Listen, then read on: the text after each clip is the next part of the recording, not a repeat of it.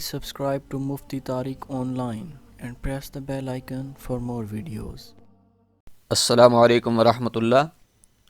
چودھری بلال مختار ناروال سے یہ بھائی سوال کرتے ہیں کہ ہمارے ہاں اکثر لوگ تو اللہ کے فضل و کرم سے فجر کی سنتوں کی اہمیت جانتے ہیں اور انہیں باقاعدگی سے پڑھتے بھی ہیں، لیکن بعض لوگ اس عظیم سنت کی اہمیت سے ناواقف ہیں اور اسے غیر اہم سمجھ کر چھوڑ دیتے ہیں۔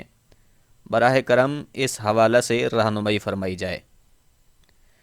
دیکھیں بھائی، تاجدار کائنات فخر موجودات صلی اللہ علیہ وآلہ وسلم کے مبارک ارشادات کو اگر غور سے سنا اور پڑھا جائے تو ہر خاص و عام پر ان سنتوں کی اہمیت روز روشن کی طرح واضح ہو جائے۔ اللہ پاک ہدایت کا نور عطا فرمائے۔ اب ہم نے دو باتیں سمجھنی ہیں۔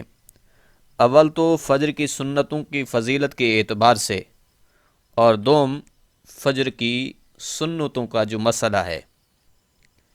جہاں تک فضیلت کی بات ہے تو حضرت ام المومنین عائشہ صدیقہ رضی اللہ تعالی عنہ بیان کرتی ہیں کہ حضور نبی رحمت صلی اللہ علیہ وآلہ وسلم نے فرمایا، فجر کی 2 رکعتیں پڑھنا دنیا و ما فیہا، یعنی یہ دنیا اور جو کچھ اس میں ہے اس سے افضل ہے 2 سنتیں ادا کر لینا۔ اسی طرح بخاری شریف میں ہی حضرت عائشہ صدیقہ رضی اللہ تعالی عنہ سے روایت ہے۔ حضرت عائشہ فرماتی ہیں، حضور نبی رحمت صلی اللہ علیہ وآلہ وسلم جتنی ان سنتوں کی حفاظت فرماتے تھے اتنی کسی اور نفل نماز کی نہیں فرمائی۔ اسی طرح حضرت عبداللہ ابن عمر رضی اللہ تعالی عنہ سے طبرانی میں روایت ہے کہ ایک صاحب نے حضور سے عرض کی، یا رسول اللہ، کوئی ایسا عمل ارشاد فرمائیے کہ اللہ مجھے اس سے نفع عطا فرمائے۔ تو حضور فرمانے لگے، فجر کی 2 رکعتوں کو لازمی کر لو، ان میں بہت بڑی برکت ہے۔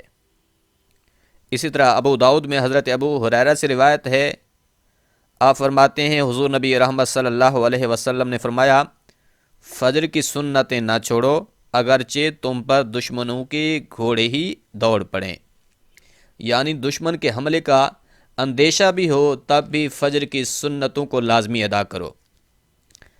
اب بات کرتے ہیں فجر کی سنتوں کے مسئلہ کے متعلق کہ جب مسجد میں فجر کی جماعت کھڑی ہو چکی ہو تو مقتدی سنتیں پڑھے یا پھر جماعت میں شامل ہو جائے۔ اس کا جواب یہ ہے کہ مسجد میں فجر کی جماعت کھڑی ہو چکی ہو اور اس دوران نمازی مسجد میں آئے۔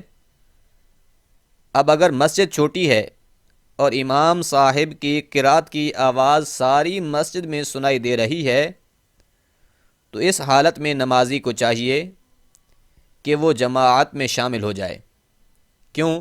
اس لیے کہ قرات کا سننا واجب ہے، اور پھر وہ سورج نکلنے کے 20 منٹ بعد ان سنتوں کی قضا کر لے۔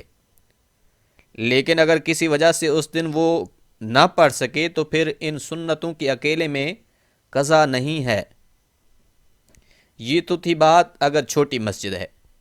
اگر مسجد بڑی ہے اور نمازی پیچھے دور کھڑا ہو تو اس تک امام کی آواز سنائی نہ دے، اس صورت میں پھر وہ دیکھے، اگر وہ سنتیں پڑھ کر جماعت میں شامل ہو سکتا ہے تو وہ سنتیں پڑھ کر ہی جماعت میں شامل ہو۔